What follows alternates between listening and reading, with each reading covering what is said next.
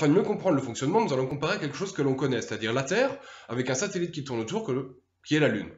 C'est-à-dire, au milieu de la Terre, il y a un point chaud que l'on appelle le magma. De la même manière, un atome est formé d'une boule avec des choses qui tournent autour. Regardons ce qu'il y a à l'intérieur de la boule. À l'intérieur de la boule, il y a des éléments positifs, comme le magma, et autour des éléments négatifs.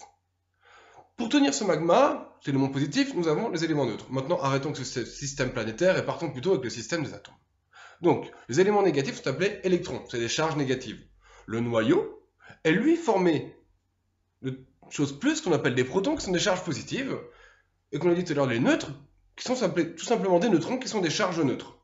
Ça veut dire, récapitulons, l'atome est formé d'un noyau. À l'intérieur de ce même noyau, il y a des protons, des charges positives, et des neutrons, des charges neutres, et gravitent autour des électrons, les charges négatives. Voilà la structure de l'atome.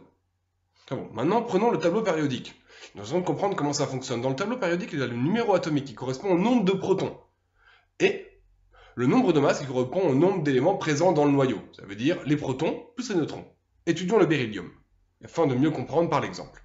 Le beryllium, le 9 représente le nombre de masses, ça veut dire le nombre de protons et de neutrons. Ça veut dire qu'on a un noyau avec 9 éléments à l'intérieur. Le 4 représente le nombre de protons. C'est le numéro atomique. Ça veut dire qu'il y a à l'intérieur de ce noyau 4 protons, c'est-à-dire 4 charges positives. La composition de l'atome, pour l'instant, est donc de 4 protons et de 9 moins 4, c'est-à-dire 5 neutrons.